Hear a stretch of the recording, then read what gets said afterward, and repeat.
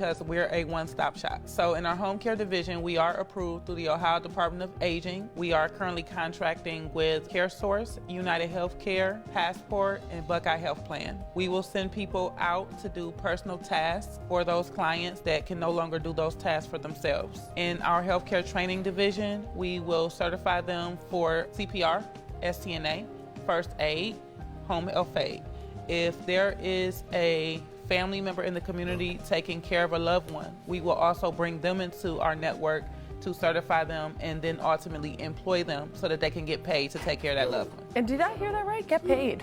Yes, ma'am. For taking care of them, which a lot of people don't even realize that. It's wonderful what you do for the community. Someone who wants to hear more information, get more involved, what's the best way to do that? They can reach us at our office line, 216-282-3099, and on our website at www.apromisetocareeastllc.com. A Promise to Care East. Taniqua, thank you. Thank you.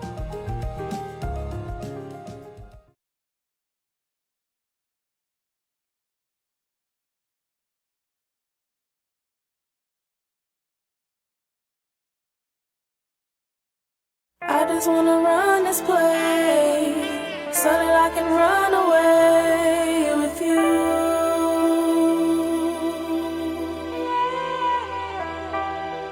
I need you to let me know that you never let me go. Is this true? Yeah, Saha, I'm a loner. I'm borderline in Mexico, my mind's in Arizona. Yeah, I'm the symbol of a prince, and you fine as Apollonia. I'm a doctor, a bachelor, a master, my fourth diploma. The cash from off the corner. Moon rock aroma, Baccarat Kelowna. Every time I set the bar, I'm knocking down Coronas. Sativa from Seattle, I was an organ donor. She wanna marry, but I dance around the ring like I'm Loma. She mad that I don't wanna. Shawty wanna leave, I said the sooner the better. Make a stop in Oklahoma. Here's a pickup line, I don't own a Tacoma. Who ain't ever heard of Williams Sonoma? But I smoked a blunt with her, so why would I stone her? She talking in my ear, I'm like, I don't belong here. Cause I see through them lies like lingerie. You ain't gotta enunciate, I know what you wanna say. She said, I just wanna run this place so that I can run away with you. With you, with you, with you. I need you to let me know that you never let me go. Is this true? Oh baby. I met a dancer out in Aspen, we was co-chillin'. She had dreams to be an actress, but the role switched. So now she's on the pole stripping just to get attention. From old to a probably throw their whole pension. She running game, but she really run over. We up on Facebook. All right. Yo, what's good? We back with another Top TV. I'm in the building with Twan Spencer, Lionhearted Foundation. Yep. Non-profit. No. Just sell LLC status. Just an LLC status. Yep. Glad y'all tuning in. Twan, you know, you got a mission. You've been on a mission, rather. Yes, sir. And you've been spreading your message, entrepreneurship, leadership, empowerment, you know, things like that. Yes, sir. Why Lionhearted? Why the name Lionhearted? What's the story behind the name Lionhearted? That's crazy. You going right into it. Yeah. Lionhearted, by definition, means to be brave and courageous, right? In the space that I was in life, I was going through a whole bunch of different things. Yeah. And anybody that's been in situations like that, one of the easiest things to do is to quit. Yeah. And that was something that I thought about and I struggled with. And I was sitting on my couch one day, and I heard Lionhearted, and I was watching TV, had some music going in the other room, and I just heard Lionhearted through my head. Didn't know what that meant, but I spent time researching. Eventually, after going back and forth about a business name, I settled on that, did some research, looked it up, and found out that it was everything I needed to be in my moment of adversity. I needed to be brave and courageous about the stuff that was happening in life. Yeah. And the steps I was going to take. So once I took all that in, that was the motivating factor behind everything. So that's how it became the foundation of your brand. Straight up, going through some adversity and realizing the problems weren't gonna go nowhere. Yeah. You know, a lot of times What was you going through? man, I was going through a divorce. Okay. I was going through, and the divorce part, you kind of you know when a relationship coming to an end. But it was the custody battles after that. I was born in Buffalo, New York, so hearing about some of the friends that I met through different adversity, gang affiliations and stuff like that, losing friends, talking to grandmoms and moms about everything that was still happening. So it was just like a lot of weight at one time. And man, I was ready to, even the entrepreneurial side of things, like you got this big idea of what you're going to do and how you're going to do it, but executing, believing that it's going to be something when it's not there. Bringing it to fruition. Man, and that's one of the most underrated parts of entrepreneurship when it comes to us talking about it. You got to be a little crazy because your idea makes sense to you before it makes sense to anybody else in the world. Oh, for sure. And you trying to go out here and do this amazing thing, but at the same time, you still got your life problems. You're still trying to start stuff up, the money behind that. So I got to pay bills, got to talk to different individuals about what's happening with me legally in court for custody. My daughter still needs stuff. Yeah. So I'm still trying to be father of the year. And you're just going through a bunch of things at one time. So it just was easier for me to, it would have been easier for me to quit, but that name came right when it was supposed to. Right. And now everything that you see is a reflection of that.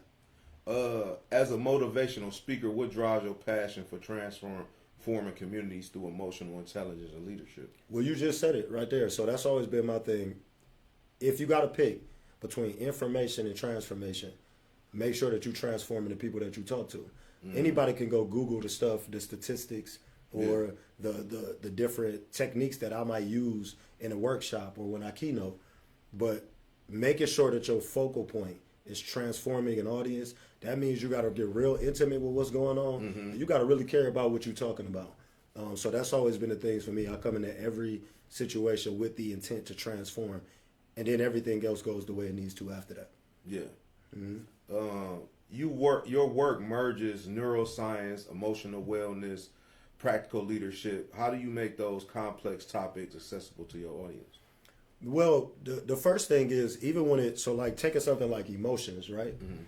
A lot of times what I've realized in the things that I do and the people that I talk to is they know they're angry, but the thought process never goes past why.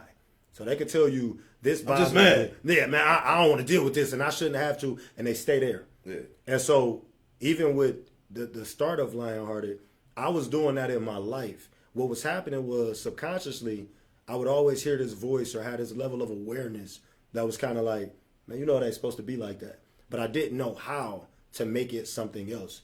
That's the thing that kind of drove me. So even when I'm doing because there's a level when you're delivering your workshops of making sure it's accessible to your audience. When I talk to other speakers or I'm training them, I like to tell them, like, when you're an expert, a lot of times experts only know 10% more than the audience that they're talking to.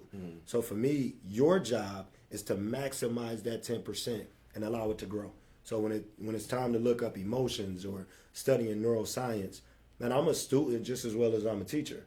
So that keeps me hungry, that keeps me engaged, and people feel that. People feel when you talking to them, and a lot of your stuff is, I went through this. Yeah. And I'm trying to figure that out. So I sat down one day and I was frustrated. And I realized telling myself I was frustrated wasn't enough. Why? Because I wasn't You gotta fulfilled. know the why. Yeah, your why. Yeah. You got to know your why. And the thing is, why is scary. Because, so when I go talk to young boys, then I talk to them about their relationships with women. They like women for some of the same reason all of us like women. They look, what they do, what they smell like, they like all these things. Yeah. And then when I'm talking to them about what they actually need out of the women they deal with, those are two different conversations. But until it's framed like that, you don't see it. A lot of times the metric is what she looks like is enough. And it isn't until you have a conversation with someone. Where the substance at? Man. And what's in that container? What's in the container? That's a beautiful way to put that. What's in the container? And a lot of times the container being there is enough. Yeah. And what I try to do is, whether it's dating, whether it's business, whether it's your emotional health, that container just being there isn't enough. And so what I try to do is provide tools to get them to open it. Yeah. That was good. I like the container analogy. I ain't gonna lie. I'm gonna use that one. I'm gonna shout you out. What role does your music play in your mission to empower, heal, and uplift others? Man, listen, that has been really difficult for me, because the easiest thing to do is make music that everybody will gravitate to. We can make the bang bang, shoot 'em up, kill 'em. Man, there's a lot of that. Man, it is. And it's a part of the culture. I don't want to bash it. I don't want to turn it to like it is what it is. I was just telling, and you know what? And this is off topic, because I was just telling the brother that he's on a vigilante mission to come at all of the rappers in the city and in the state about the bang bang, shoot 'em up. But I was just explaining to him, all of the conscious rappers have made some sort of violent music, even if they weren't placing themselves inside the music. But go ahead. Well, see, and that's interesting to me too, because instead of trying to tell people to change the music, we should focus on trying to change the environment so they can produce different music. And that's always been my thing. And I think you can make. I don't like that conscious music to individuals sounds like you speak a specific way and you talk about a specific topic. I can listen to an artist talk about what they went through in the streets, talk about their time that they spent in jail, and talk about the transition from not having to solely rely on that. And that registers to me as something conscious. There's thought behind it. Everything is a part of the body. Yeah. Everything is a part of the body of hip hop. So even when it comes to my own music, I just tell stories. My thing is making sure that the story I tell, one, you want to remain authentic. Yeah. You don't want to be something that you're not. And then the second thing is the consciousness level for me exists in the space of, man, this is my truth. This is my authentic part of the story. And that's for some people, and some people it's not. I got some songs that's more upbeat, harder hitting, and I got grandmas that love that. They love that because it tells them a story, one, of what I can relate to, but the space they've been in. So for me, I've never had that, and I struggle with that. As a guy that people regard to as he could get them some direction. How do they feel about me spitting a bar that it might be clever, but it might be aggressive? Yeah. And I had to kind of learn how to, man, I'm okay in my walk. So anything that I put out, it got that stamp of approval from me, but it's life. Yeah, everybody not gonna like that. Everybody not gonna like what you put out here. Yeah, no. Everybody not gonna be in agreement, and I'm cool with disagreeables. You know what I'm saying? Yeah, and that's part of life. Yeah, yeah. You out here trying to make, cause see, that's the first thing we was talking about, your authenticity. Mm-hmm. So once you start making stuff with the mindset of I hope they agree with it, you losing you. Yeah, and it's only a matter of time before you implode. So for me, that's why you see the because you always trying to prove yourself and be agreeable to everything. No, that's not how the world is channeled. You know what I'm saying? That's not how the world has changed either. No, and people sense that. Mm-hmm. Because for me, okay, so one song, you love the Lord. The next song, you're gonna kill your whole neighborhood. You say that your individual is the target rappers that might do something that takes away from consciousness or growth. But you do that by targeting every other individual. That's why the song, You Can't Tell Me What It Was, is such a cool song, because you can't tell a person what it was about them. Yeah, you can't. And then even in the song, when I'm going there, I talk about what I lived through. Mm-hmm. And that's the biggest part. Even the people that respond to it and that send me messages, they can relate to different, and that's my biggest piece. I'm sharing my story, but when I hear, man, yeah, that's how it was. We ain't think we would eat trying to file quarters in the sea. I remember that. Yeah. So even if you disagree with the sound or feel like I should talk about a specific thing, I'm not making the music for that. I'm telling you something that happened in my life. Yeah. Whether you like it or not. And if it resonates, if it spark a dome, then you know what I'm saying? But if it ain't that, you can always relate to the hook. Or you can skip. Yeah, or you can skip. But you can always relate to that hook, because even if I'm not feeling the subject, I'm the main subject. Yep. That hook is everything. Got her out the mud from a city where they throw shells and slugs. You can't tell me how it was. Yeah. Seen them in the kitchen. I just chose to cook the work a little different. if you from a certain place, then you understand what I got people that listen to that line and they like, oh, so somebody in your family was a chef? I'm like, no, that's not what I'm saying. That's how you take it. But it's that thing where you understand, like, I seen them in the kitchen, I just chose to cook the work a little different. Yeah. Like, out of all of the bars and the different things I do in that song, that's one of my favorite lines. That's not knocking. I know too many individuals who sold to provide for their family to judge somebody in that space. I get what it does, but I also know the other side of that. So I'll never be somebody that's challenging that, but that was a decision I made.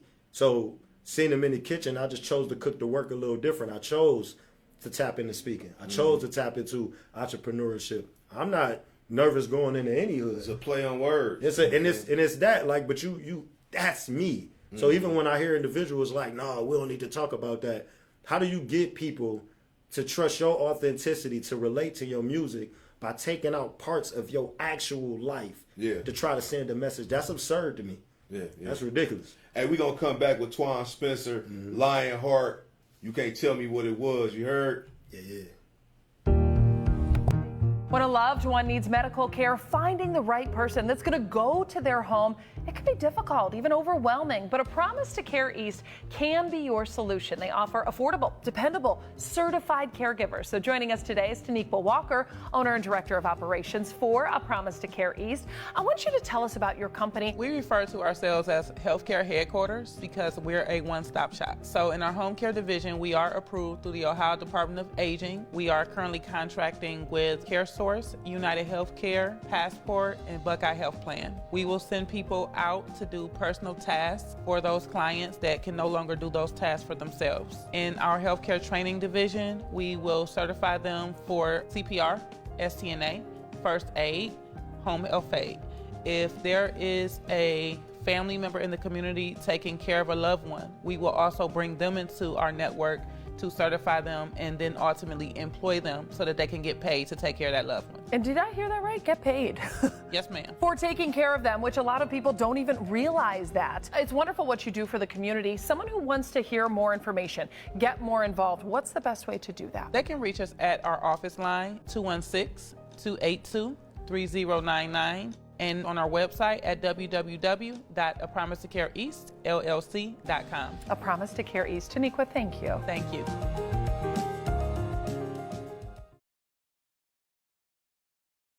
I just wanna run this place.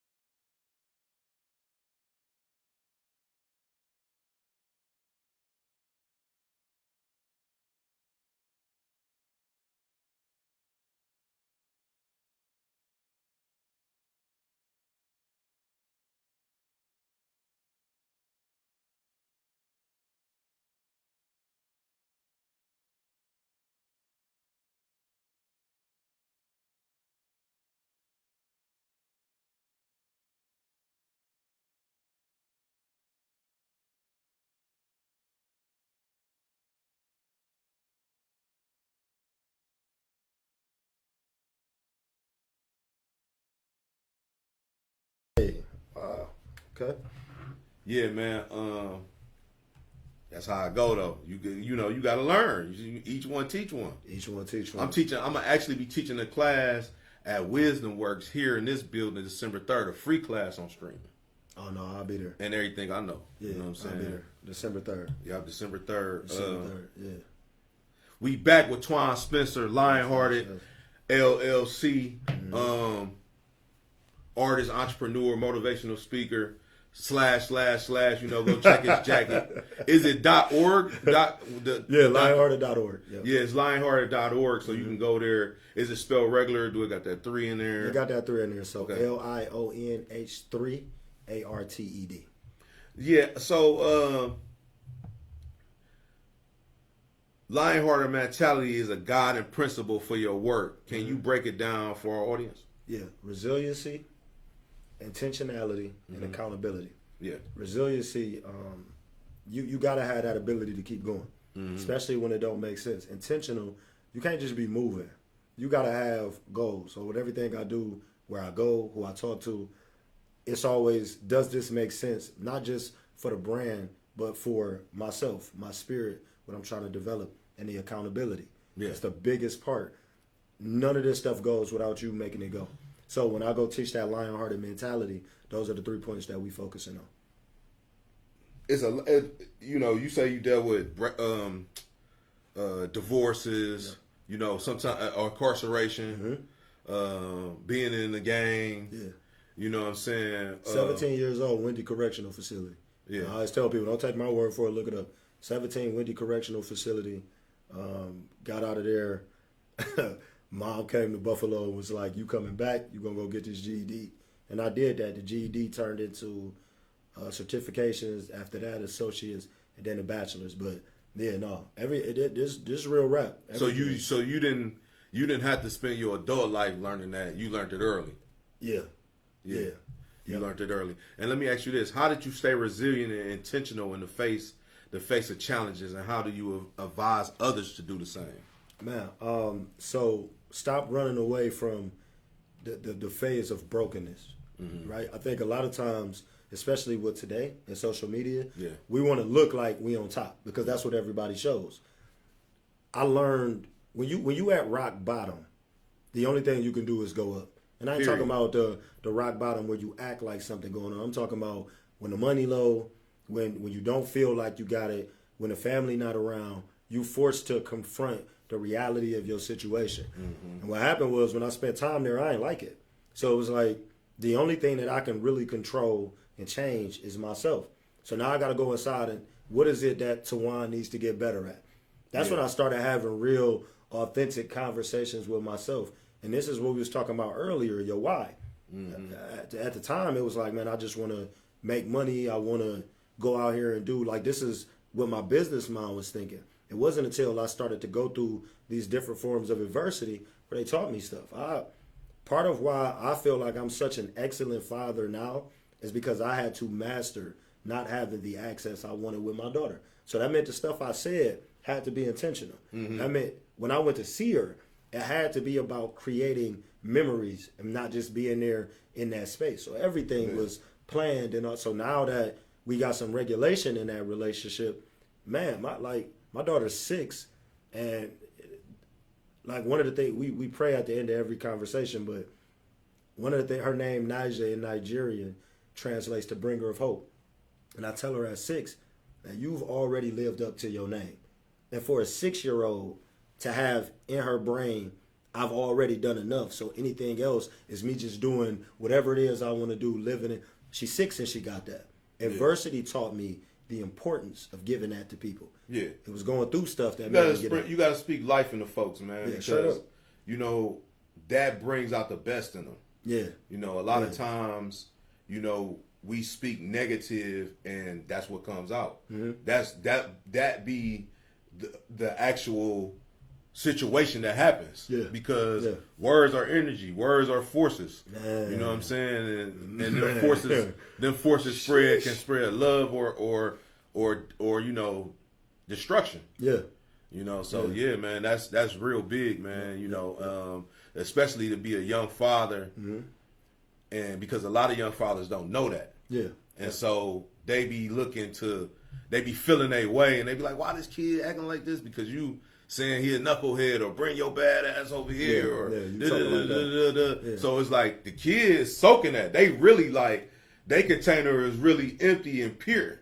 Yeah, and that's what generational trauma is. And the crazy, like a lot of us, we not impacting individuals like this on purpose. We you have been taught to function this way.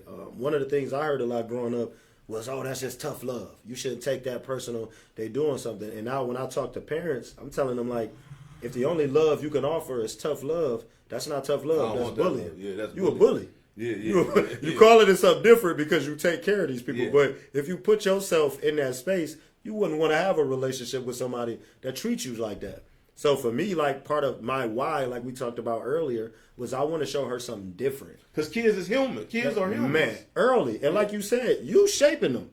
You like, this is the most, the closest. Shaping that sponge. Man, the closest you'll ever come to purity. That's what you're dealing with right now. Let me ask you this. What's up? What advice would you give someone looking to start their own purpose, taking business or venture? First, I guess the technical part of it is try your best to come up with an outline or a plan. If that's not there, you got to really walk in whatever your purpose is and allow yourself to go with the flow of that. Lionhearted, I sat down and said it was going to be something, right? And then I start going to places and stuff didn't work out. And then I start going, like I talked about being broken earlier, right? Yeah. I had this strategy that came from the outline. But one of the key things was I was always teachable and I adapted. So I wanted it to go like this. But if it didn't go that way, okay, what I got to do? You could be a chameleon. Oh, man, like I was going, like you wasn't going, it was, and let's make it plain, especially I do outreach, I do workshops, I do keynotes. So you come into this, I'm going to help the community, I'm going to make something be a way. And then you get there and you realize some of the same individuals that you watch and say, man, I can't wait to work with them and really promote change. You realize they bullshit. And you see it. And so now what do? You got that fire in you that's like, nah, man, I'm 17 in jail. So I understand the value of going to these places, these institutions, and talking to this youth. I get it. That's personal for me. But when you hear somebody you looking up say, well, I don't know if we're going to really get no money off of that. And it's like you understand it as a business person, but you also like, no, I ain't feeling that. And you got to make a decision in that moment which way you're going to walk. So for me, it was about what's the middle ground? How do I stay in the green without putting my soul in the red? And that's the space that I've been in. Because it is a business. It is a business. At the end of the day, but you got to really know if people genuinely out here to help folks. Yeah. Or if they just out here for the dollar all the time. All the time. You know what I'm saying? And it's like, you got to balance that. Yeah. Because let's be real, you got to still eat. You got to still eat. And there ain't nothing wrong with that. Like, and that's the thing. It was the lack of balance, not the reality of their situation. Oh, we ain't gonna make. It wasn't that you wasn't gonna make no money. It was you ain't making as much money as you might going here. Yeah. But you not like going here. It ain't gonna put you in the red nowhere.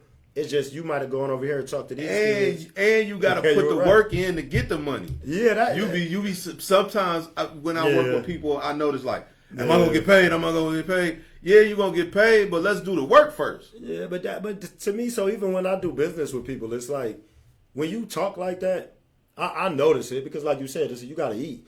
But it's always, I did a lot of free workshops and keynotes for individuals now that they see where I'm at now and they come back and they say, hey, man, you know, it'd be great if you came by here. And I got to tell them same people, I'm not interested. Now I can charge you what I always thought I would. And that's the thing. And I would tell any entrepreneur that a lot of what you're going to build in yourself is going to be what allows you to ask for that money that you actually want. Yeah. So don't treat those experiences where you come in and you working for free as a bad thing. That's how you learn your walk. That's how you learn your techniques. That's how you do. I'm a master at a couple of things.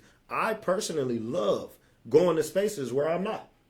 I love, like, to me, that's something that reinvigorates me about life. Yeah. Where I got to go somewhere and learn. Where I'm open. Yeah, I know I speak well. I know I do these different, but when I got to go to another speaker's class, I'm not in there like, oh, no, I'm a speaker. I do that too. Yeah, I'm the speaker of speakers. No, man, that's ridiculous. Like, but listen, man, I'm in there I'm learning too because maybe it's a pause that they make. Maybe it's a thing that I don't do. Yeah. But the thing that's gotten me to the point where now I can say no, or now I was just talking to my mom about this. You know, you get to a point where you could go to a venue and you could say, I want a contract, and you could ask them for $5,000 some odd dollars up. And that was, I remember I still remember being a young man struggling, and the idea of asking anybody for thousands of dollars to speak for an hour was something that I would take. I'd be like, man, ain't nobody going, man, I wouldn't even pay that. But it's the time that you put in that Yes. give you the confidence Yes. to ask for what you want. And the value when you put that time in and you actually become good at your craft. Yeah. Because now, again, you talk like that when your focus is information. Once you understand that you transform people with your words, you understand the power in them. Oh no, you can price that different. Because I don't have any meeting going back and forth about price points. That actually turned me off more than anything. I go value. So like quick tip for anybody trying to negotiate a contract, ask them, can they afford to miss out on the value you bring doing what you do? Not trying to argue a monetary amount. I always put the ball in their court. Can you afford to not have Tawan Spencer or Lionhearted coming to talk about social and emotional learning for these boys whose behavior is getting in the way of what they're supposed to be doing in school? That's a different question than, here's my amount, can you pay that? Yeah. Whole different thing. Speaking of emotional intelligence, how do you think emotional intelligence and emotional behavior impacts leadership, and why is it essential in today's world?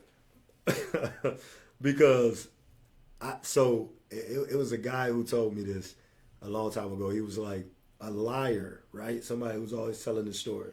It's just somebody who hasn't learned the value of truth yet. And I believe that to be one of the truest things in the world. When I was young, 17, gang affiliated, getting arrested in and out of jail, I was already a leader. I didn't know the value or where to lead people to. That was it. So emotional intelligence allows you to ask that why, which allows you to process your emotions, which allows you to be better at leading people. Everybody has been in a position, whether you working for somebody, running a company, whatever your story is, where you're trying to make something happen.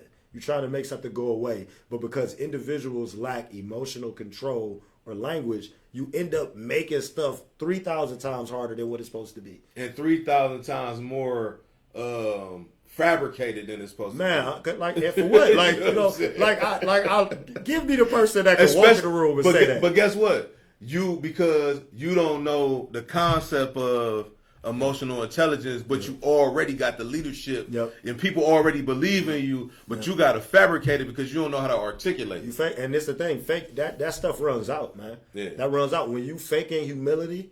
Eventually, like, so one of the strongest things that I've learned to do in life is to be vulnerable with the stuff that I'm doing in life. You can't fake vulnerability, but for so long. You can do these things, but it stops after a while. You can't come in there and act like everybody else is first if that's not really where your heart is at. Because that requires more to make it about teaching other people than anything else. And if you're faking that, once you start to realize the need of people, because everybody talks about motivational speaking, workshops, and they talk about how beautiful these things is, there is a weight that comes with going in a room with 45, 50, 100, 200 people and talking to them about their feelings. You carry that.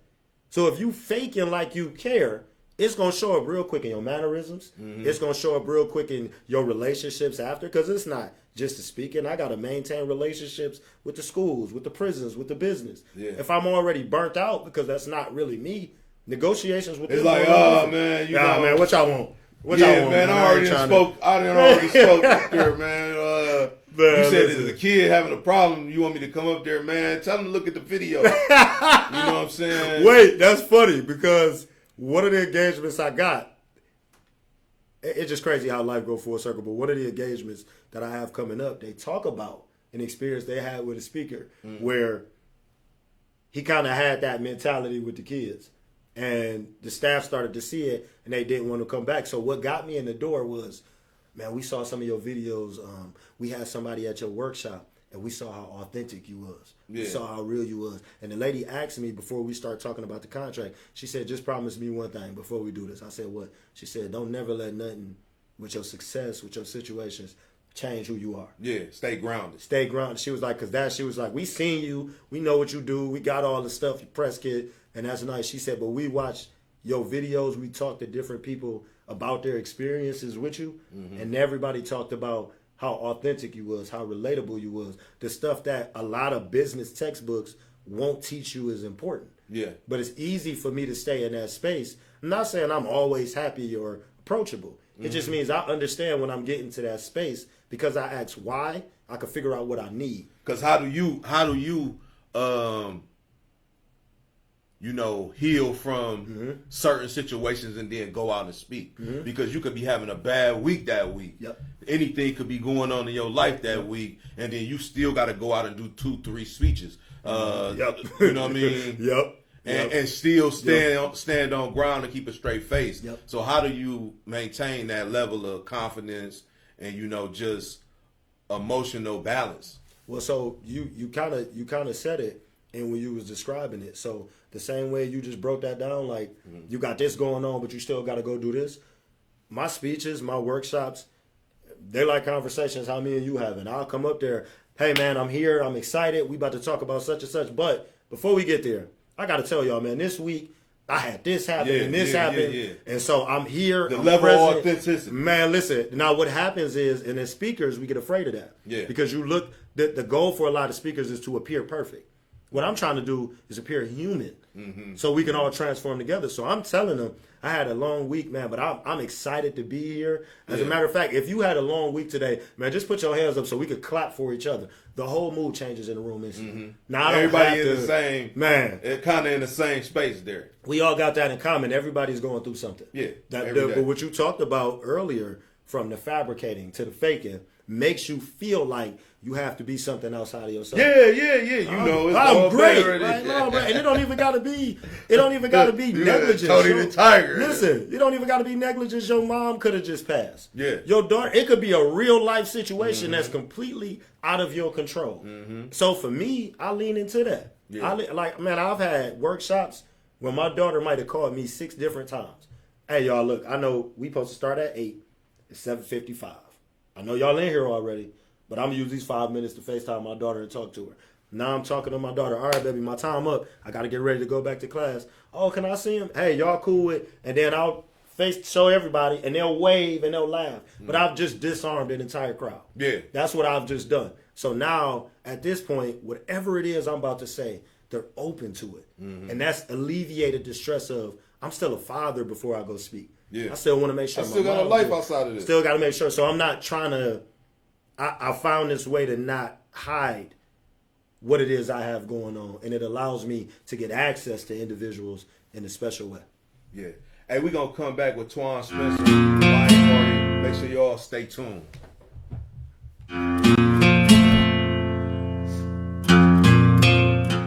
This your boy Craig Dunson, Paradigm Shift Recovery Services.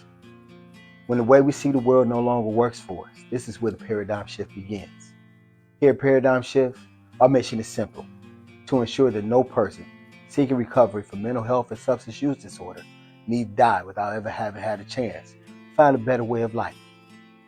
Here, as Paradigm Shift Recovery Services, this is where the theory of recovery meets the practice of recovery. This is where we show you how to live through programs like psychotherapy, med management, medically assisted treatment, mental health and SUD case management, outpatient treatment, peer recovery support that is available 24 hours, 7 days a week.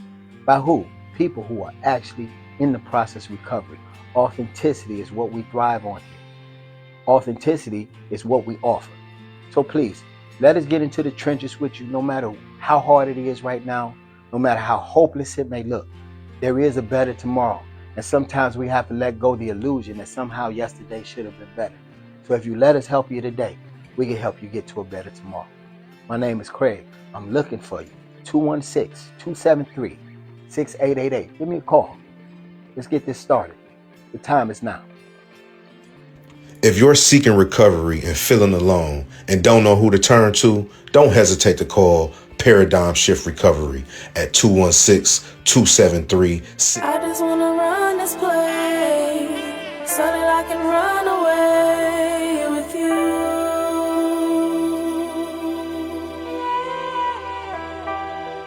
I need you to let me know that you never let me go. Is this true? Yeah, Saha, I'm a loner. I'm borderline in Mexico, my mind's in Arizona. Yeah, I'm the symbol of a prince, and you find as Apollonia. I'm a doctor, a bachelor, a master, my four.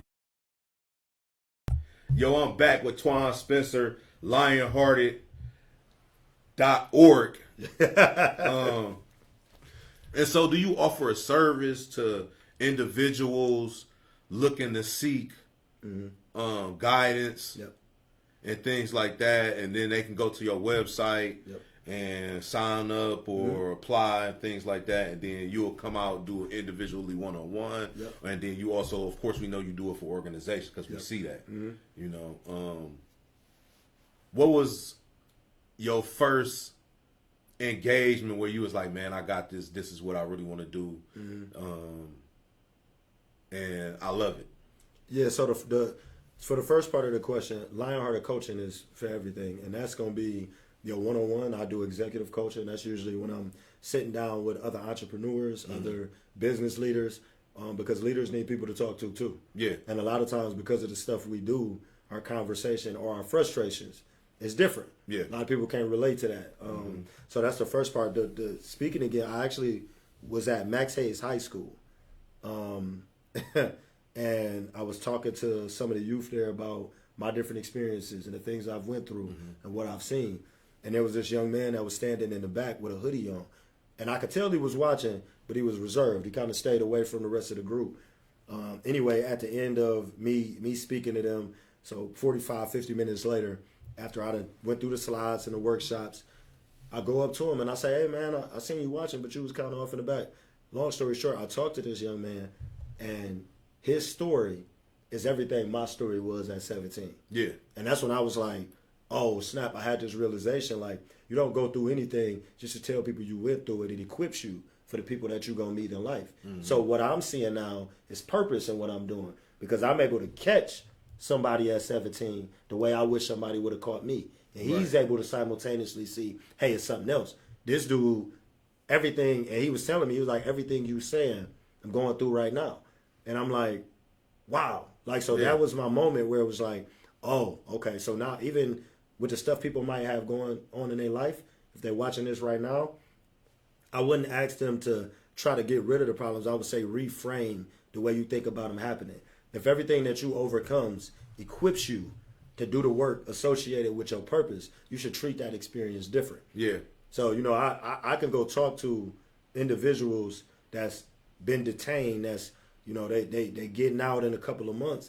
I can have that conversation because I can relate to the feeling of those bars shedding for the first time when you're 17. At the time when I was going through it, honestly, I'm like, man, I shouldn't have got caught.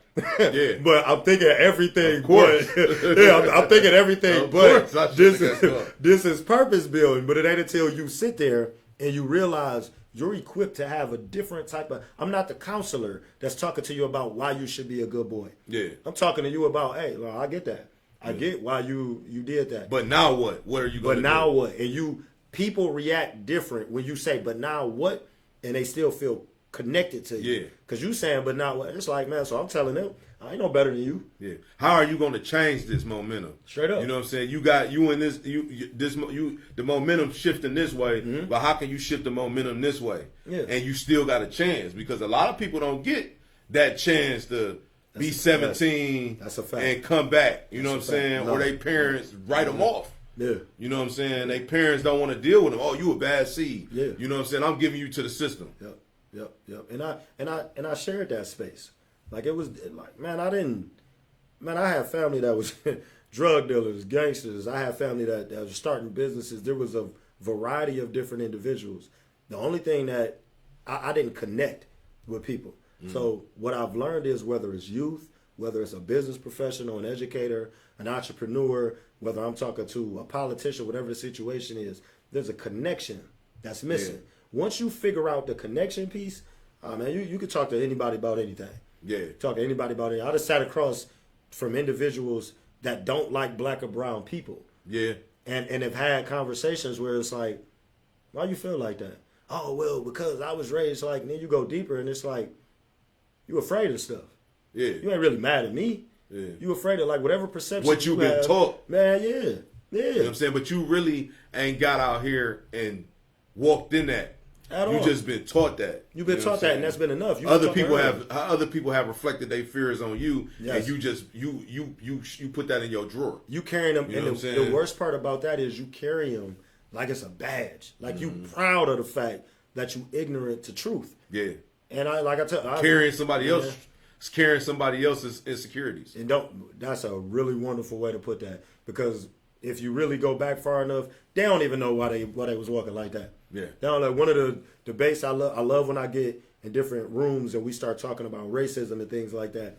And they be like, "Oh, this was because they did this because they felt like," and I always frame it like this, because I'm big on reframing. Mm-hmm. So my mentality is this: if you was coming from somewhere else and you seeing these large black or brown people running through, come on, man, we know how beautiful our women look. Yeah. We know the strength that we exude as black men that carry a certain way. If you was coming from over there, they was smelling good, glistening in the sun. That man came running around the corner, he carrying a deer on his shoulder. Mm-hmm. Man, you ain't mad at me for nothing other than just the fear. Yeah. You looking at these people, smell good, they look good, they skin bronzed and the shape You buttered just up. mad because I'm shining, I'm It's- glowing. basically- it ain't even me doing nothing to you. They did nothing to you. You Yeah. seen something, it pulled out some insecurity in you, and now your life is a representation of that. Mm-hmm. And everybody is doing that in one capacity or another. Let me ask you this: Mm-hmm. What are some common misconceptions about emotional intelligence, and how do you address them in your workshop? Okay, so this is a beautiful question. One of my favorite ones is the stereotypes associated with young boys and men about their emotional development, right? So boys in their brain, right, in the front, in this cortex, in this area up in here, their emotional capacities develop quicker. So when you hear people say, "Oh, well, girls got they got a better emotional understanding," that is actually far scientifically from the truth. So what happens is, since we develop this stuff quicker, if we aren't put in situations where we practice emotional regulation or emotional literacy, you see boys misbehave quicker because they have exposure to that in their brain quicker. This is so what you're looking at is not their inability to have these emotions. They are not being taught to regulate it. So when you look at misbehavior, "Oh, boys will be boys," you hear stuff like that. It's partially true in the fact that their brain explores that area quicker, it develops quicker. A natural instinct. This is what it is. And what bothers me the most about it is we play on that when it's convenient. We play on that when it matters. So we like that natural instinct when it leads to hunting, when it leads to the basic Football, form of provision. basketball. You love it then. You love it then. But when it- we sit down having these intelligent conversations like this, it's like, oh, they don't know what they talking about. There you go. There you go. Anything to discredit it. Yeah. And that's one of the things that, for me, one of the biggest parts about this journey is that. It's not that I don't know what I'm talking about. It's not that because I done went through different certifications and sat in different programs and training, mental health first aid, and did all of those different things. A lot of times the issue that people have with me speaking is that I'm a black man speaking about emotional health. Yeah. That's what it is. And so that's the part that you got to regulate yourself on, because why am I not qualified to talk about what I actually go through? Yeah, and then why does it make me, now that they say sassy? That's weird. You know what I'm saying? That's always weird. Now they calling it because we want to. First women say, he don't talk, he don't express himself, Right, he right, don't do this, right, and then when you express right, yourself, right, you sassy, right, you this, you that, right. woo woo. So it's just like, what? You got to just be you. You Yeah. know what I'm saying? At the end of the day, you can't really Yeah. care, because at the end of the day, people going to register. That's going to register. What's going to register with them is going to register with them, and they going to have to understand, like, well, damn, he did say whoop de whoop, such and such. He felt a certain type of way about this or a certain type of way about that, and it's going to be in their mind. And 9 times out of 10, there you go. when they approach you or when they deal with you, they're going to have to either downplay that Yep. or respect it. Yep. And then my thing is this: allow them to be intimidated by your greatness, because that's what that is. And so people, well, you gotta dumb it down. No, I don't. Yeah. I love being in positions like that, because what it allows me to do is figure out who I'm supposed to be connected with. There's absolutely nothing that helps you get rid of the people that's not supposed to be in your life, like having a firm understanding of your speaking language. of. Man, if you, like, even when it comes to dating, right? There's a lot of women that are upset with me now because of what I won't tolerate. Yeah. I'm not going to allow, they try to convince you that taking in disrespect it's acceptable. It's a signifier of how developed you are as a man. It's acceptable. And for me, every relationship where I've watched a man operate like that, they're resentful. They go down the rabbit hole. Man, listen, I'm single. You here with me. Yeah. Your old lady at the house. But you so tired of being there. You out mingling. You here. So for me, when to me the easiest thing to do is to stand on business. And if you stand on business and you realize it don't work there, now you have to make the tough decision of walking away. And that's when you not staying there because she's a good woman. You staying there because you have not dealt with your abandonment issues that makes you feel like if you stay somewhere, no matter how bad it is, that you're going to somehow be a better man or a better person. Don't nobody try to maintain unhealthy relationships like men do. Yeah. Don't nobody, like that man, a man will be with a woman for 10 years and be getting talked to crazy for at least 9 of them. And somehow wear that like he's doing something. You hear that a lot. Like, I'm a man. Yeah, I take I'm she. a man. You know Yeah, she talk crazy, but I don't relax to that. She's just talking. I ain't trying to hear that. No. But I wish I would. Boy, that's cracking your shell every time she say that. Man, what? Man, Let me ask you this, though, Twan. That's crazy. Your workshop and training has reached audience across the U.S. and abroad. What's been the most impactful feedback you received? Wow. So I have a partnership with Catalyst Ministries in Uganda. And first, shout out to them. I knew some people that was affiliated with them, but it wasn't even on my radar to start making international moves. I was just doing me. And one of the guys Ian is the founder of it. Ian hits me up and he goes, we showed some of the kids your videos in here. And that was one of those, this video that I'm making, just talking to some youth, encouraging them, getting shared on the other side of the planet. Yeah. You know what I'm saying? And somebody's like, yo, it helped him. And I'm like, that wasn't intentional. You know what I'm saying? That was one of those moments where I was like, oh, wait a minute, I got something. When somebody can reach out on the other side, and they doing, and shout out to them, they doing they big thing. They build schools, wells, teaching emotional learning, and even setting that up to where next year planning on going over there and actually speaking and doing some of these workshops. From America to Africa. Man, listen.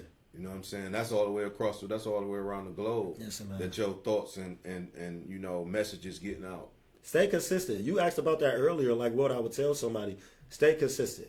Consistency and that discipline will get you everywhere you need to go. But that was one of those moments where I was like, man, wow, okay, this for real. Hey, as someone who achieved success in multiple fields, what's the secret to pursuing multiple passions without losing focus to you? Ooh, be aware of who you are and what you got going on. Lock in with you. If something is too much, be okay with saying it's too much. But lock in with you. I had people telling me, oh, what was that? What's the phrase? I hear all the old people say all the time. You a jack of all trades, but a master of none. Yeah. And this is how they used to talk. And I'd be like, man, I don't feel like that. I mean, I dropped how it was, got over 10,000 streams in 2 months. I dropped a workshop. They willing to cut me a crazy check for that. You just got to work out the contracts. I was just shooting a movie too, and that was fun. But then when I go talk to some of these people about it, oh man, you doing too much. You ain't gonna be good at everything. I'm doing too much. Hey, you can't do that. You can't do that. You can't do that. So for me, it's like one, believing in yourself, but just being aware. Like when you feeling burnt out, ain't nothing wrong with saying, hey, I'm gonna take some time for me. As a matter of fact, we were just talking about boundaries earlier. That's one of the most intelligent and to me most gangster things you can ever do. Tell some opportunities no. I need to rest right now.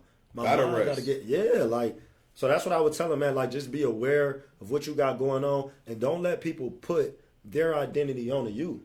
You can't do all of these things at one time. And I respect your awareness to be able to say you can't do that. That ain't got nothing to do with me. Yeah. They ain't got nothing to do with me. Don't project your insecurities and failures onto me. And watch this. I do workshops. So if you want to figure out how to do that, ask me. Yeah. You know what I'm saying? Like, let's see if it's something I could do because my mind go to business now. So as soon as you tell me that, oh, it ain't supposed to be, oh, man, that's crazy. You think that? Yeah, because how you going to do that? I'm like, man, you know what? I used to think like that too. I got a workshop coming up. That's where my mind go to because I'm not going to just try to convince you. I'm going to show you. Yeah. You're going to come to this workshop. You're going to love it because it's authentic, because I care about what I'm doing. and then I'm gonna invite you to a You keynote, gonna learn something. and I'm gonna invite you to a keynote, and then I'm gonna send you one of the songs and say, hey, do a dance for this. I'm gonna share it and put it online. You're gonna see all of that in the same week. Like we doing this just yesterday. Shout out to E-Rock and them. They had a cipher. I didn't even know Cleveland did stuff like that. They got a cipher. We in the circle outside rapping. I'm waiting for the videos to come from that. Now I'm here. I'm about to go home from here and start working on a book. You are able to do whatever you put your mind to. Yeah. You are able to do whatever you put your mind. My first year coming out with Lionhearted and actually sharing it with the public, 5 books in that year. 5 of them. 5 books, I had people telling me like, hey man, you'll be lucky if you finish one.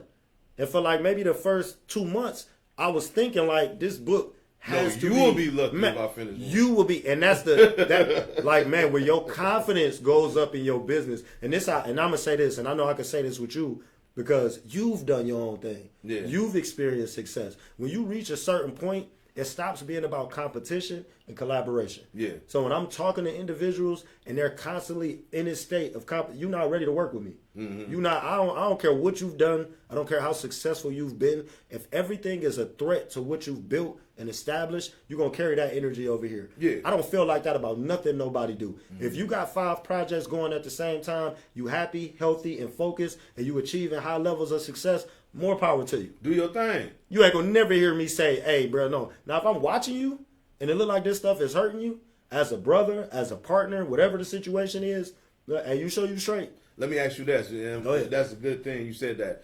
How do you prioritize self-care and maintain your own emotional wellness as a high achieving individual? Hey, man, I shut the world off. Yeah. I'll shut the world off in a second. You know what I'm saying? I was talking to you earlier about what happened with my last Instagram page. And I don't know who that was. Shout out to whoever was hating because I needed that.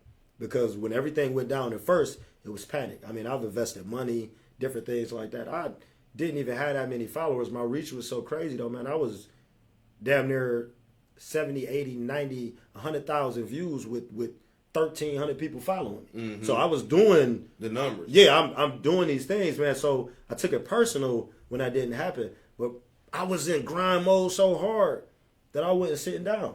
So now I'm messaging Instagram, trying to get this account back, going back and forth. And then I had I like to call these moments where I hear from my OGs. The G's are old. And I heard one of them and they was like, man, you don't think you're doing a lot of stressing over an Instagram account? Yeah. Over a thing on your phone? And I was like, no, OG, I'd have spent money. I'm talking to him. I'm pulling up receipts.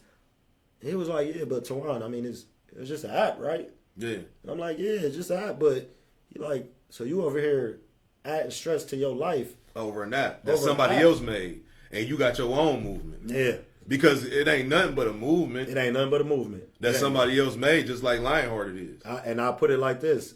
When I adopted that mentality and allowed myself to lean into something else, like I really was like, hey, you know what they do, I'm going to make another one. If this pop up, cool. But if not, I'm a reprogram. Now I'm going to be more intentional. I'm going to post things with the captions and who I add. I'm doing all that. So now, man, that page might be, maybe I'm at 40 some odd followers on that new page. The reach already at 6,000-7,000. So all I did is restart it just to realize you could do it again. So sometimes you need that adversity. You need to deal with a space of brokenness. Yeah. So you can realize you got an opportunity You got to to put yourself destroy together. and then elevate again sometimes. Hey man, if you, and this advice to anybody, and I had this lady, she was speaking, she was praying over me, and she said this. She said, in the spirit, I see you with a sword and a hammer. And I said, well, what that mean? She said, because you're going to be in situations where you got to destroy and build. And you can't feel no type of way because you ain't gonna have that shield because you're not here to go on defense right now. Yeah. Right now, you about your business and you got to be on that.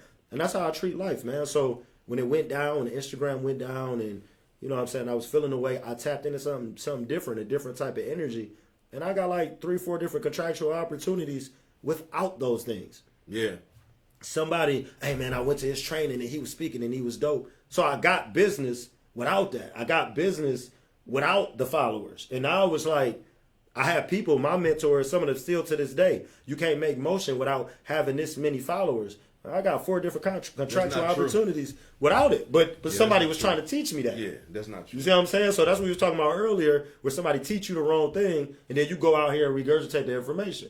These are men that I look up to. I respect them. But respectfully, that might have worked for you. It don't mean it got to work for me. It's the same thing with the talents. You can only do one thing at one time. But you know what? And I'm gonna say to anybody that's went through what you went through, you always got to keep a digital bank. Yeah. You know what I'm saying? So when things do go down, the page just went down, not the digital bank. You know what I'm saying? So keep you a hard drive. Yep. You know what I'm saying? Keep you a terabyte with all your information on it. So when it do go down, boom, I can just upload it back to the world again. You know what I'm saying? I used to be mad that my phone never had space, but I'm gonna tell you, short of the events that I'm going to, all I'm doing is putting up the same stuff I already had. Yeah, because it's a recycle of. That's it. Because until tens of millions of people see it like you want them to, you still want to push the same kind of information out there. You know what I'm saying? Until it reaches the amount of people that you think it has touched the world enough. You know what I mean? Facts. What role does accountability play in your personal and professional life, and how do you hold yourself accountable? If you are not accountable, you run the risk of doing the same stuff over. So one of the things I talk about is people. Okay, so let's break it down like this: you can be a victim, a hero, or a villain. Let's look at life in those three, just for the sake of this conversation. A victim, you don't got to change nothing because somebody did something wrong to you. You the one who went through it. How dare they do that? The hero, I mean, you saved the day. Yeah. So everybody's you proud. So you could just keep doing those things. The villain is the only individual in those situations that got to really look at stuff. Everybody not telling you good job. You got to really pay attention to what you're doing. So accountability for me is I allowed myself to be the villain in my own stories. Stop blaming people. Stop blaming people. That relationship that failed, she showed you signs early that wouldn't work. You ignored them. So now here comes the why. Why did you ignore her? Oh, she was bad. That's why you ignored her. So that's your problem. The problem ain't her behavior. The problem is you'll overlook things because that woman is attractive. Yeah, because of the things that you like that are just shell on the surface. On the surface. You know what I'm saying? They just outside, but on the inside, you ain't really see what was in her container. No, it wasn't talk about her. There go that container again. It wasn't good for you. There go that container again. That's it. The container of milk might have it might have been golden, but in the inside of it, spoiled. It had spoiled. It's spoiled. You know and my thing is, and even that, so even in that example, the accountability behind that container golden, you knew something was off when you opened it and you smelled it.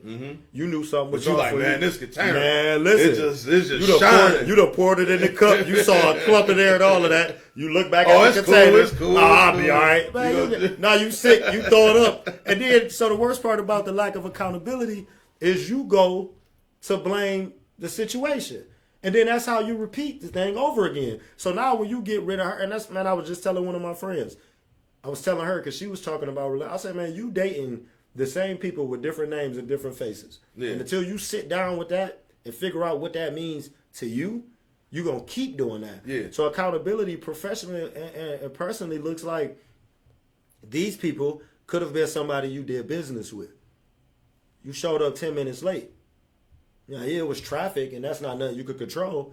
But you can control leaving early enough to where if traffic does that, it ain't no excuse. So but again, that's the hardest part for somebody. That ain't no excuse. Looking inside their container. Man, listen. So I had to look inside of my container and go, man, how you going? So this is the thing. How you going to say you want this to turn into $1 million business still behaving like a $10 man? It don't work like that. You got to start walking in the $1 million in the way you think, in what you do, in the way you eat. All of these different things have to matter. So that $1 million, I look at it like, let's call it the perfect woman for you. You got to make sure that when she comes there, that environment is safe for her to stay there. And that's how it is with most things. It's easy to get them. It's harder to keep them.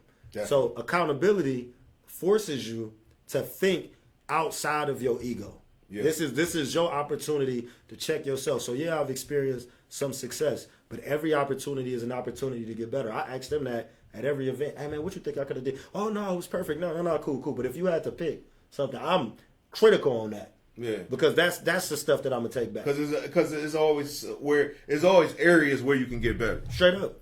There's always areas where you can get better. Straight up. Man. And if you make it your point to pinpoint those areas, every time you step out after that, you're better. Yeah, I'm definitely a person like, man, I need to do this, I need to do that, I need to get this type of camera, I need to do this, I need to do that. Love you know that. what I'm saying? So I'm always kind of like critiquing myself. Love that for you.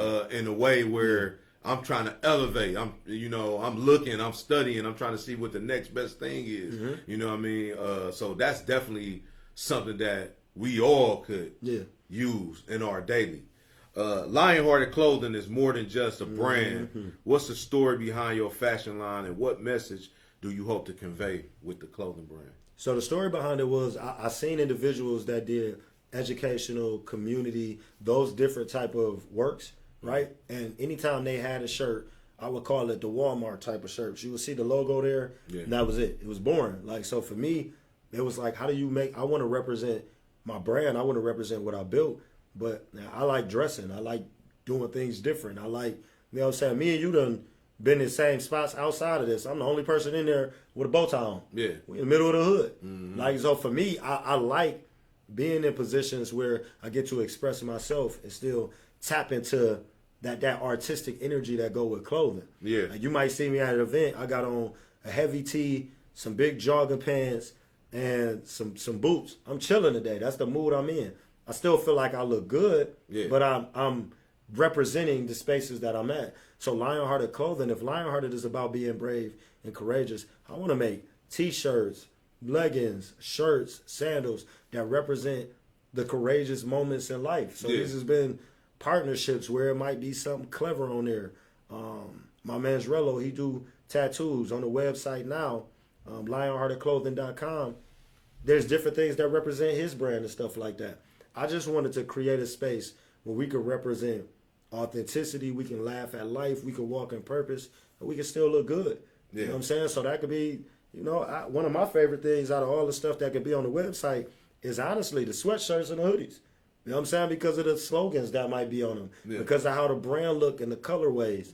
It's like you want to create, I wanted to create clothes that told individual story just from the putting on. So even if you just got Lionhearted going across your chest, that's what you is. It's an expression is a self-expression of your emotions or what you feeling that day. I do something with the youth where even though they could go on there and buy shirts and stuff like that, they gotta earn the shirt. That's what I'm on. So if I'm gonna go get the shirt that I'm making money to sell, if I'm gonna give it to you for free, you gotta carry yourself in the way that's Lionhearted. So now I'm watching these children be intentional about what they say. Practice resilience, practice accountability.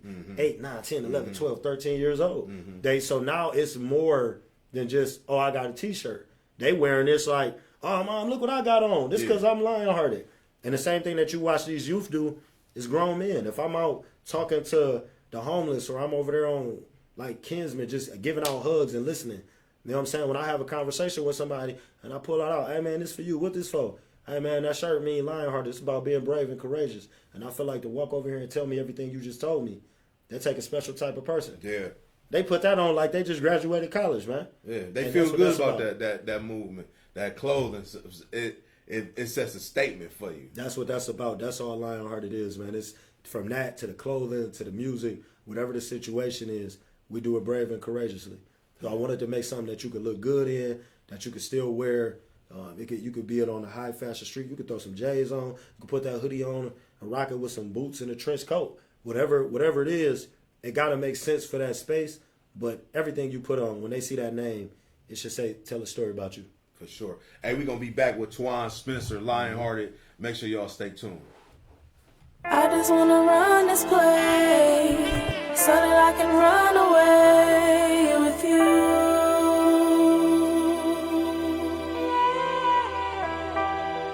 I need you to let me know that you never let me go. Is this true?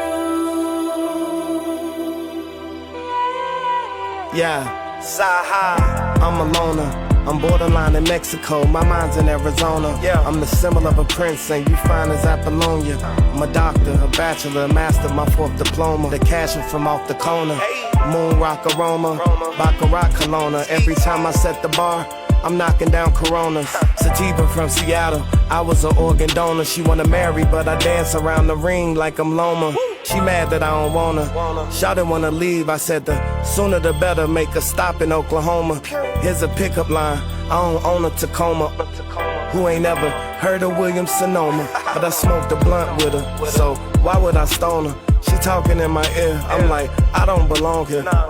Cause I see through them lies like lingerie. You ain't gotta enunciate, I know what you wanna say. She said, I just wanna run this place so that I can run away with you. With you, with you, with you. I need you to let me know that you never let me go. Is this true? Oh baby. I met a dancer out in Aspen, we was co-chillin'. She had dreams to be an actress, but the role switched. So now she's on the pole stripping just to get attention from old to a probably throw they hoe.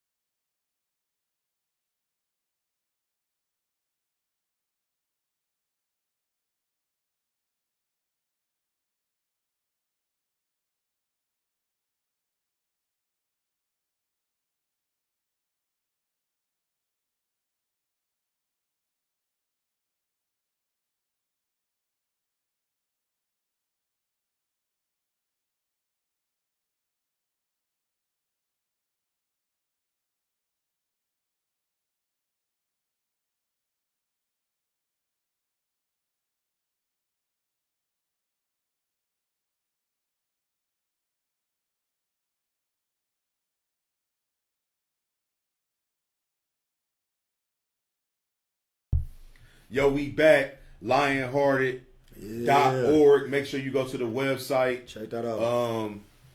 We talking about emotional intelligence. We talk about leadership. Mm-hmm. We talk about so many different concepts and things that you could go to Lionhearted for. Yeah.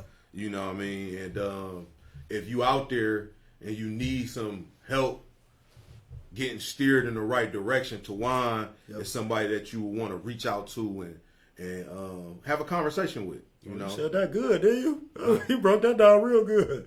Hey, that's why you do what you do, right? Man, you know, I tries, man. Okay, then. You know, I do's what I does and I doesn't do. Man. You know what I'm saying? Let me say this. You with the music, you got an album or is it a single or how's the music situation? So right now, and when did you make when did you first hop in the studio? Well, so that's something I always kind of had a passion for doing.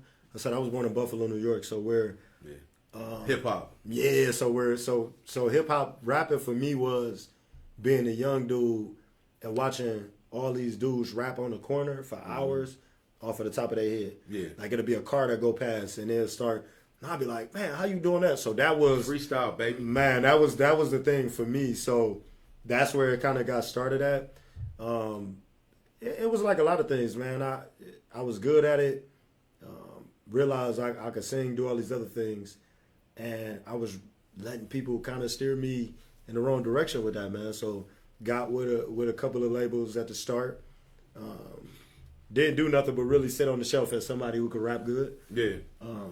And so now what we're seeing with how it was is me having 100% creative control over what it is I release and how I release it. Yeah. So now in the process of getting ready to released this album, working on that. But How It Was just one of the singles that I released. Like I said, man, it was received well. I think we realized we was onto something when we was hitting 5,000 streams. And to put that in context for people, most independent artists, when they release something, you're lucky if by the end of the month you got 1,000 streams, and that's because it's so saturated. It's music everywhere. So if you could get 1,000 people to sit down and listen, which is a crazy number to think about anyway, you got 1,000 people to listen to that song. When we was from out of nowhere, from out of the world, out over the world, from out of nowhere, all over the world. When we was 2 weeks in, and we was at, I think 3,000, and we was like, oh, okay, wait a minute. So somebody listening. Yeah, I'm gonna start sharing it more. Then, but man, by the time we hit 2 months, and we was 10,000 plus, that's when I was like, it's the time to go ahead and do it. It's the time to, add to it. And this is why, like we was talking about earlier, that you can't do all of this at one time. For somebody, that's true. For some people, for some people that's true. But you know what I'm saying? If you locked in and you got your plan and you executing, you lying hearted. You go. If you lying hearted, if you got that about you, then you go ahead and you do your thing. So now, man, I'm just enjoying the success of it. But yeah, for sure, album coming. Album is crazy. Yeah. Like for me, whatever I put out, I got to be able to listen to. So it's a lot of stuff that don't make it because maybe 2 weeks in, I ain't feeling how I felt when I first put it, so it won't come out. But this album, I'm talking about sit down and play it. Any features on there? Any producers you like? Or you just or wait on it. I think the one that I'm willing to talk about is Tink, Artinka. Artinka Tierra. Yeah, that's the homie. She's on there, and man, she's incredible. Yeah, she can sing. She can sing her heart out. Man, she sounds like an angel. When I first heard her, I was like, man, straight up. She's dope. Straight up. I mean, and what I appreciate, and I can do business like this, is when the talent is up top, but so is the character. And for me, great individual. Great individual. I'm talking about would send her last to you if she had to. And at the same token, about her business, I ain't playing them type of games. And so for me, as far as Cleveland artists, that's where I'm at right now. A lot of other stuff is, let's see if we can work it. Cross the T's, dot the I's. Yeah. But that's the one that I can guarantee people should be on there. And then to be honest with you, I don't want everybody on there. Yeah, sometimes you gotta be a little selfish with your projects, your things. You know what I mean? Yeah. You've been nominated for Businessman of the Year. What does this recognition mean to you, and how does it fuel your future endeavors? We talked about it some, man. I was 17 in jail, man. What? All types of, we talked about this earlier off camera, how your business makes sense to you first before it makes sense to anybody else. And Lionhearted, when I started Lionhearted, going through that divorce, I had attorneys trying to go into the bank accounts. The business ain't even did no business yet. Like, I was getting violated financially, man. I had people, it felt like trying to tear down what I was building before I started to build anything. And to be at this spot now where not only are you recognized for what you do in your social and emotional, people are looking at you as an expert at understanding business, people, navigating those spaces. And you put the time in, man. Lionhearted was something that could have folded 3-4 different times. I went through what I'm describing is financial ruin before you even got to going. Man, listen. Before you could even get a check cleared. They like sending stuff over. I'm like, there's nothing in the account. People say that all the time. Send it over. I'll send it. Oh, yeah, it's nothing. I'm like, yeah, that's kind of, so imagine starting a brand. It ain't been nothing and it ain't nothing yet. Man, listen. What y'all want? Imagine somebody trying to destroy what you are trying to develop the confidence to build. Yeah. At the same time, so I'm like, man, maybe this ain't, but ultimately, I'm so grateful for the people that I had in my life that was like, man, you must have something crazy if they're trying to take away from it. It ain't even.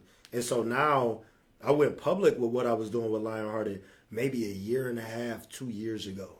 So the success from international to working with organizations like Starting Point, having conversations with Cleveland Clinic, Tri-C, you talking to the people that people want to deal with. And your thing is still a baby. Yeah. But the poise, the posture is not of that. Like, I don't go into these meetings with that mentality. So to have that, I know how people are. People look for these titles to validate what it is you're doing. Mm-hmm. And so for me, I always felt like businessman of the year. I've always felt like that because everything came from, they told me I couldn't get it, or maybe I couldn't afford to get it, and I made it happen. The websites that we talking about, man, I made those. Those are my websites. Yeah. Every clothing design on Lionhearted Clothing, I made. Yeah. I put that stuff together. So all of this stuff is, I hear what y'all saying, but F what y'all saying. Yeah. So that to me feels like I knew I was on to something. You was on the top of your game. I knew man. I was on to something. And now everybody's catching up. Everybody's catching up. You've been nominated. People looking in your direction. Yeah. You know what I'm saying? Lots of people. Yep. What's next for Tawan Spencer and Lionhearted? Any exciting projects or innovation initiatives on the horizon? So what I would like to do is I want to create a conference, and I'm saying I would like to do because I'm definitely looking for partners in that space. I'm thinking, let's go thousands of black men, black boys, and we focus on emotional healing, but not in the sense of everybody just get together and talk about their feelings. I'm talking about let's do real work. Yeah. Like, let's do real work. Like, I've seen so many different individuals talk about what they want the community to be like and what they're willing to do out here, but they ain't really doing the work. I've ran into individuals who I come in humbled to be in their presence, and then now I'm not there a week later because they realize as dope as they is, as much as they've done, I ain't green. You know what I'm saying? You go to partner with individuals who do stuff similar to you, then you realize, short of the collaboration, you can't really learn nothing there. And then that's when so what I'm doing at 35, you doing at 45. We're doing the same thing. So the issue that I've run into is you'll try to destroy what you realize don't need you to do certain things. I want to make it a point where that don't matter, and not in the sense of I'm too big to where it don't affect me, because I wasn't letting it. I was just telling you all the stuff I'd have been through. You wasn't gonna knock me off of my pivot because you was hating. That's normal in my story. But what I would like to create, I want the city of Cleveland to experience a level of unity that ain't just about just black men being great. It's about creating a space where we can all be great together. So what people should be looking for is a conference on the level of, and I want to put it like this, community activated conferences, not conferences that rely on government. So what they should be looking for is engagements, workshops, keynotes on every level that we all talk about in our living room. Yeah. They should be looking for keynotes in the middle of the hood with a bunch of people standing around and doing activities and workshops. They should be looking for workshops and professional development. These same professional development trainings that these organizations will pay $1,000 for, I'm doing them outside. I'm doing them at your local nonprofit, whether it's the partnering with the ghetto therapies or the new eras. I'm in there because I love the people. So I got them projects coming. The album is getting ready to be released. I'm gonna be in Africa, and I need y'all to pray for your boy because it's a lot of shots. You got to get to go, right? To get to go to Africa. But how many? About 10, 20? Yeah, no, it's ridiculous. It's one of those, like, when you look at it, you like, I'm about to pass out. Listen, I'm like, pass out. But I like to tell people, man, I take y'all with me. So y'all was born in Buffalo, New York, but I was raised in Cleveland, man. Stayed on Harvard, Kinsman, DeClaire, like literally went through all of these different spaces growing up. And to be a kid from Buffalo, to be a kid raised in Cleveland, and to be having these conversations on international levels, man, it's a beautiful thing. I got a workshop coming up the 18th and the 20th. The one with the Open Doors Academy will be on the 20th. That's not open up the public. They have exclusively bought my service. But the one that I'm doing with Starting Point downtown, I think it's 6001 Euclid. I'm doing it on the back end. It's 5:30 to I think 7, just so I could get committed. That is completely free. Mm-hmm. It is the same professional development. Where is it at? 6001 Euclid Ave, starting point. I think it's suite level 3. So you get on the elevator, just go to the 3rd floor. People pay for those trainings, and I got it set on the back end just so I can get as many people that's free. Come in here. Yeah. Come in here. We're gonna be talking about some of the same stuff we talked about here: professional development, emotional intelligence in the workplace. Come get some of these same trainings that these people will pay all this money for absolute free. I done found a way to go in these environments, work with these organizations, and still bring the family in. So stuff like that, man. Anything I could do for the people. Let me ask you these last few questions, Let's man. get it. These last two. Let's get it. How do you stay connected to your community and ensure that your work remains relevant and impactful? The community is the reason why my work is relevant and impactful. Yeah. You cannot do. It's always been weird for me to try to do community outreach and not be in touch with your community. Yeah. You can look at a bunch of papers and they can tell you what people need, but you're gonna find out the why by being out there. Mm-hmm. That's real. Like, I went and got a table, put the table out there, got a sign, giving out hugs and listening ears, and sat right over there by 139th where I grew up. Went talked to the gas station owner. That little Hanini's right there in the split. That little HP. Yeah. Sitting right out there with a table in the middle of the cold, talking to people. Kids came up, we talked, they signed it. Old individuals, any type of demographic you could think of is coming out there. And in my mind, when I was young, I wanted to see somebody who was in these hoods and they was there because they wanted to be.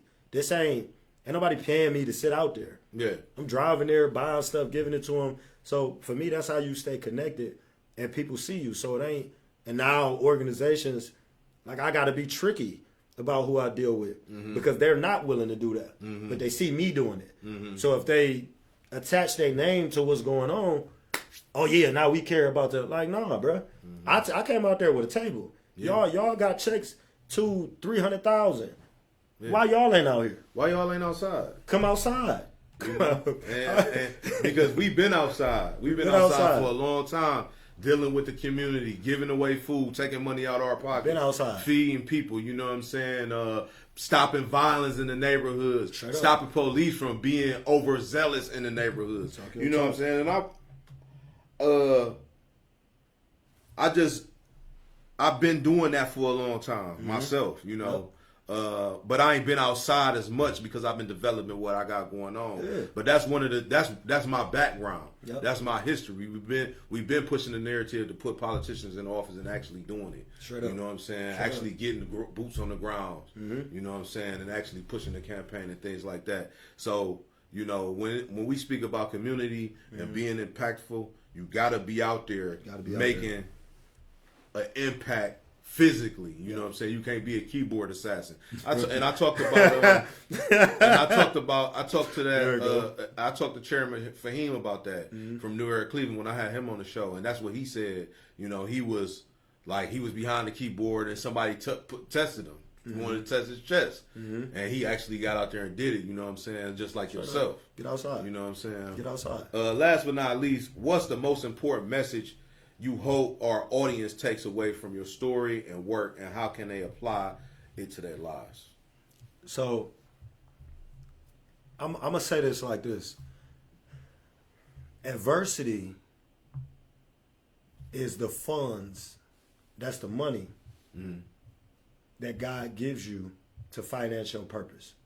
So you got to treat your problems like they are specifically designed to help you walk in whatever great thing it is that you're supposed to do. Now, I know that sounds cute. It sounds real cute. And when the stuff is actually happening, man, it's hard to take that in as a reality. But if you're listening to anything I've said today, you heard the story of a young man who was actually in a jail. And now we talking about nominations for Businessman of the Year. If I quit at any point on that, we don't get to that spot. Yeah. So it's like, remember that everything you're going through is establishing what you're going to do. And you got to have that mentality. That requires maturity. I would tell them, hear this story and understand this ain't about a man who got lucky. This is a man who developed discipline through consistency. This is a man who made a lot of mistakes, but had to learn how to say no to himself. So the world could know why they need to say these yeses, so these doors could fly open. The resources, they're around you. They're available. It's just a way that you got to do it to where you can do what you need to do with those resources. A man that get $1 million but don't have no financial plan to be broke soon. You know, so That's for a me, fact. so for me it was like walk in your purpose, man. And that's what I would tell them. Like, this is a product of resiliency. That's that lion-hearted mindset. Resiliency, intentionality, and accountability. If you want to walk in your purpose or unlock whatever your next level is, you got to be willing to do everything you can to take those 3 spaces and ingratiate them into your life, to make that a part of your day-to-day. And that's what I would tell them, man. Lock in. Don't worry about nothing else. And go do what you're supposed to be doing, man. Not what the world tell you to do, how they tell you to do it. Go do what you're supposed to do, man. Yeah, I know it's people out here doing what they doing in the community. I did something with that table that made everybody else feel like, oh, okay, it's time to do something different. They're like, lock in on you. Lock in on you. You know what I'm saying? And what you want to do, because it's tons of people doing what they do. You know what I'm saying? Do your thing. I like to thank you for coming out, man, sharing your story, talking about what you got going on, and letting the world know. Make sure y'all stay tuned to Toptv and impactful stories like this, like Tawan Spencer's lionhearted.org. Hey, also go check out my sponsors, the PromiseToCareEast.com, PromiseToCareEast LLC.com, and they also got a foundation and they doing a Christmas giveaway December 3rd, I believe it is, and 23rd. But you can check the Facebook for the flyer and the actual date if I'm not stating it correct. Also, shout out to youandthelaw.org, where if you got a friend or a family member that's been incarcerated and they're inside of the jail and they need to find out how to get out, you can go to youandthelaw.org. Jermaine Levy has a book, a tool of instruction where you can go in there and find out how to navigate your case and get out early. And he actually got proof that he has actually helped people get out of jail early. Shout out to my man King Made Music. If you need production, you know, if you need to record things like that, go over to kingmademusic.com. Kingmademusic.com. He got beats, production, things like that. You know, you can also have a consultation with him, and he knows different major label artists in the industry that he's doing collabs with, things like that you want to get in tune with. Shout out to Paradigm Shift Recovery, where you can go and get help if you re-entering from and being incarcerated and you need help getting on your feet. You know what I'm saying? It's kind of like something what you do, Twan, but they definitely dealing with the people that's coming straight out of jail for sure, and they helping with recovery. You know, from being an addict to, you know, just taking meds, you know, from if you been in the army, you know, things like that. So incredible. You wanna tap in with Paradigm Shift Recovery, Craig Dunson. Is we gonna get what it was? Yeah, we can do how it was. I gotta send it to you. We do how it was. Yeah. Let's get into that. I just wanna run this play so that I can run away with you.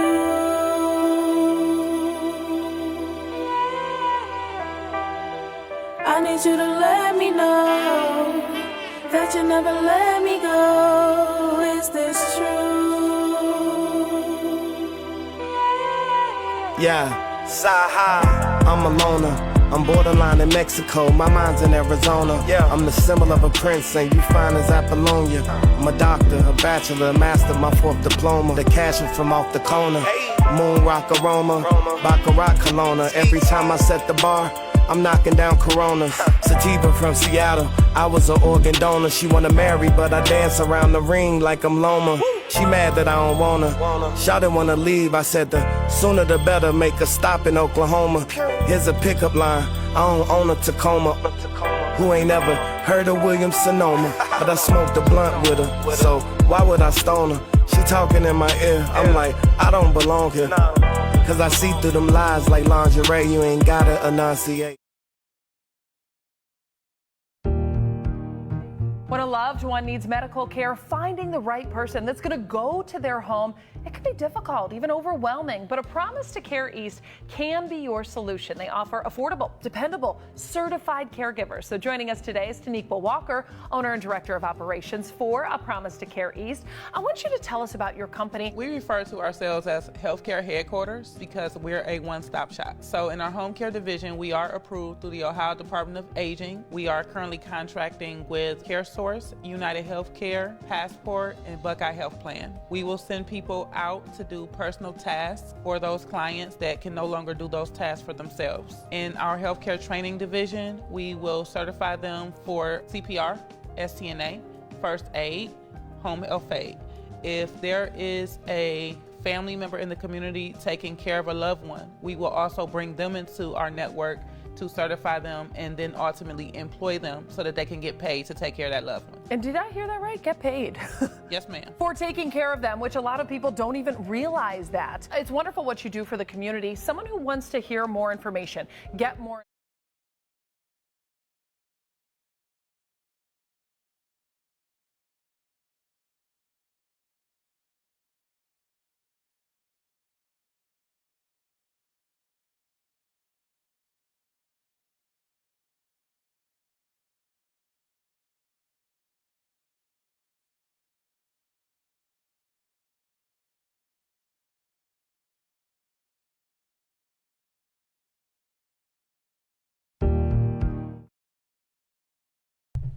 Mic check.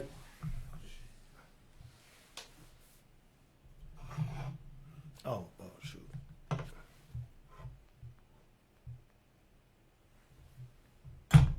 we go. Oh, that mic is. You catch everything in that joint. Whoa. Oh, man. Yo, we back with Twan Spencer, Lionhearted. Yeah. You got to single out what it was. How it was. How it was. Yeah. How it was. How it was. But you can't tell me how it was. You definitely. You know what I'm saying? Yeah. For sure. Yeah. Hey, we about to go into that. You ready? Yeah. Which camera I'm at? Both of them. Both of them. Yeah, Okay. both All right. of them. Yeah. There we go. Hey, oh, hey, oh, hey, oh, hey, You can't tell me how it was. Got it out the mud from a city where they throw shells and sludge. You can't tell me how it was. I ain't seen them in the kitchen. I just chose to cook the work a little different. You can't tell me how it was. It was overdue, but my babies need their pops to make a move. You can't tell me how it was. Listen, I come from a place where we make a way out of no way. What they say, you can't tell me how it was.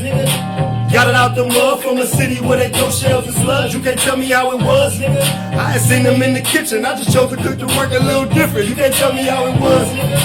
It was overdue, but my babies need their pops to make a move. You can't tell me how it was. Listen, I come from a place where we make a way out of no way. What you say? You can't tell me how it was. Listen, burning rubber while the tail stutter. A New York jet ballin' like we playing in the rucker.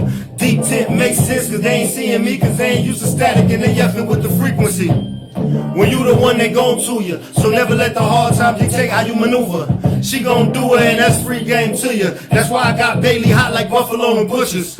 Listen, so yeah, the bars get the best of me, cause life has been the same since I did them like a felony. It's into me egregiously, I'm what they tripping on. No, this ain't a new cologne, purpose I be spraying on.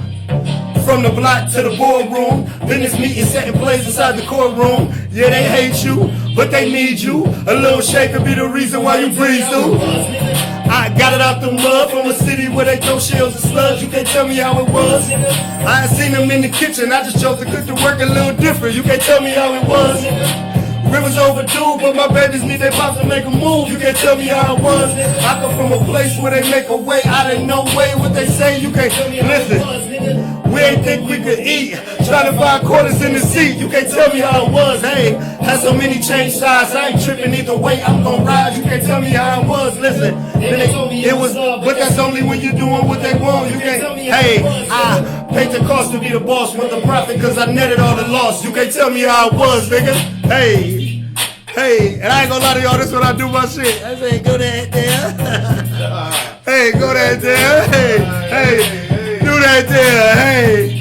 And it's supposed to make you feel good. But listen, let me tell you something. This part that's coming up, I ain't gonna lie. I was sending this joint to everybody, right? And I was hoping people rocked with it. And I had this man listen to it, and he told me it was heat. And I want to tell y'all, whenever you do something, you gotta believe it's heat. And then the world will fall in line with that. 2025, you can't tell me how it was. You did. Peace.